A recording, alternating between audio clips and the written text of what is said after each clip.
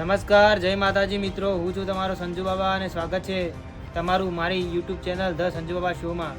તો મિત્રો, આજે એક અહંકાર વિશેની વાર્તા લઈને આવ્યો છું, જેને તમે નિહાળજો અને સાંભળજો.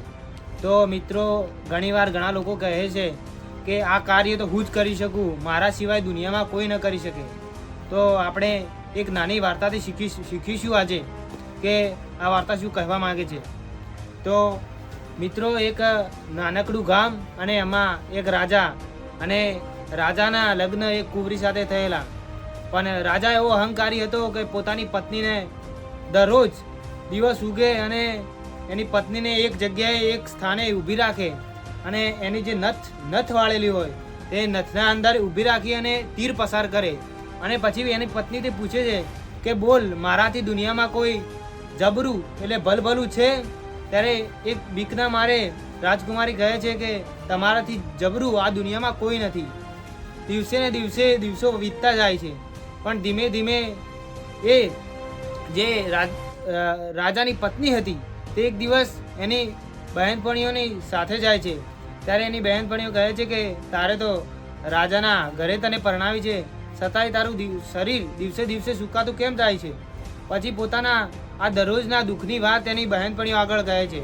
ત્યારે એની બહેનપણીઓમાંથી એક બહેનપણી એને એવું કહે છે કે હવે તારો પતિ કે રાજા જ્યારે તને એમ પૂછે કે બોલ, દુનિયામાં મારાથી જબરું કોણ છે, તો તું કહી દેજે કે હા, તારાથી તો ભલભલી દુનિયા છે. ત્યારબાદ એક દિવસ ફરી રાજા તેની પત્નીને એક જગ્યાએ ઊભી રાખે છે અને તીર પસાર કરે છે અને ફરીવાર પૂછે છે કે બોલ, મારા જેવું દુનિયામાં ભલભલું કોઈ છે? ત્યારે એ જવાબ આપે છે કે હા, તમારાથી તો ભલભલી દુનિયા છે. પોતાની રાણીની આ વાત સાંભળીને રાજા દુનિયા ભ્રમણ કરવા નીકળે છે અને આગળ ભ્રમણ કરતો કરતો આગળ જાય છે.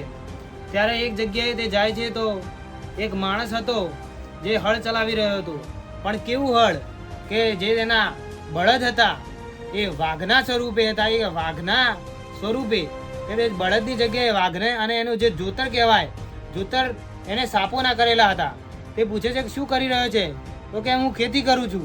ત્યારબાદ આ જોઈને એ ચકિત થઈ જાય છે કે દુનિયામાં આવા લોકો પણ છે જે વાઘના બળદ કરીને પણ ખેતી કરે છે. તેમ જ્યારે આગળ પસાર થાય છે ત્યારે એક માણસ બેઠો હોય છે અને પથ્થર ખાતો હોય છે. કે રાજા તેને પૂછે છે કે તમે શું કરી રહ્યા છો? આ તો એ કહે છે કે પથ્થર ખાઉં છું અને આટલા તો હું ખાઈ જઈશ અને હજી આ મારે આખો પહાડ ખાવાનો બાકી છે. ત્યારે રાજાના ગળપ ગળી જાય છે અને પોતાનો જે અહંકાર છે કે હું જ દુનિયામાં ભલભલો હતો એ તૂટી જાય છે. તો મિત્રો, આ નાનકડી વાર્તા પરથી એવું કહી શકાય કે જે લોકો પોતાને અહંકારી માનતા હોય, એવું નથી કે તમે કરી શકો, પોતાના પર વિશ્વાસ હોવો જરૂરી છે, પણ હું જ કરી શકું, કોઈ બીજો ન કરી શકે એવો અહંકાર આપણામાં ન હોવો જોઈએ.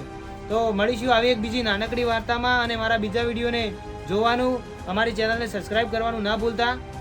તો જય માતાજી.